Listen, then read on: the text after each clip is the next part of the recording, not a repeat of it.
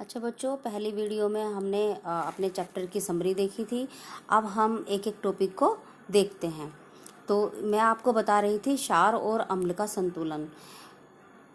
साधारण जो एक मनुष्य होता है वो प्रतिदिन कौन कौन सी वस्तु कितनी मात्रा में खाए जिससे उसकी शारीरिक जो आवश्यकताएं हैं वो पूरी हो जाएं, जिससे उसका शरीर रोगों से बचा रहे और जो उसका स्वास्थ्य है वो उत्तम हो और आयु उसकी बढ़े। तो इस तरह का आहार हमें लेना है। अब जो क्षार, रक्त में क्षार और अम्ल की जो उपस्थिति है, यदि हम उसे देखें तो किसी भी जो मनुष्य का शरीर है, जो रक्त का पीएच लेवल है वो, उसका जो संतुलन है वो जो है यानी 80% क्षार और 20% अम्लीय होना चाहिए, जिससे कि कहने मोटे तौर पे यदि हम देखें तो हम ये कह सकते हैं कि एक हिस्सा अम्ल और उसका 4 गुना हिस्सा जो है वो क्षारधर्मी होना चाहिए। तभी हमारे जो आरोग्य की रक्षा संभव हो सकती है। जब रुधिर में क्षारधर्मी की कमी और अम्ल बढ़ जाएगा तो प्रकृति रुधिर और शरीर के अन्य तंतुओं में से क्षार को खींचकर शरीर के पोषण के लिए काम में लाएगी।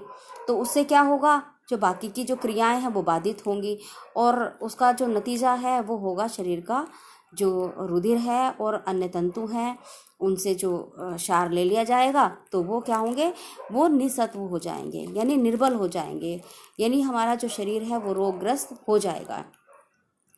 स्नायुओं और जो मज्जा की रचना के लिए अम्ल की रक्त में मात्रा अल्प होनी चाहिए। इससे अधिक अम्ल का रुधिर में होना तो क्या होगा, रुधिर विषाक्त हो जाएगा और स्थिति भयावह हो जाएगी। इसके विपरीत रुधिर में क्षारत्व वह वस्तु है जो हमें रोगों से लड़ने की शक्ति प्रदान करती है। शरीर में क्षारत्व की कमी या न होने पर हम एक क्षण भी जीवित नहीं रह सकते।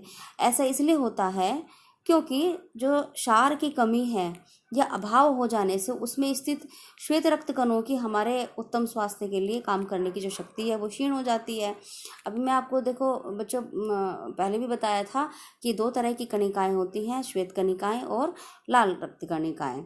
और श्वेत कणिकाएं हमारे शरीर की सैनिक होती हैं। तो शरीर की को जो है सुचारू रूप से चलाने के लिए सारी व्यवस्था ही नष्ट भ्रष्ट हो जाती है यदि इनमें से किसी की भी कमी हो जाती है।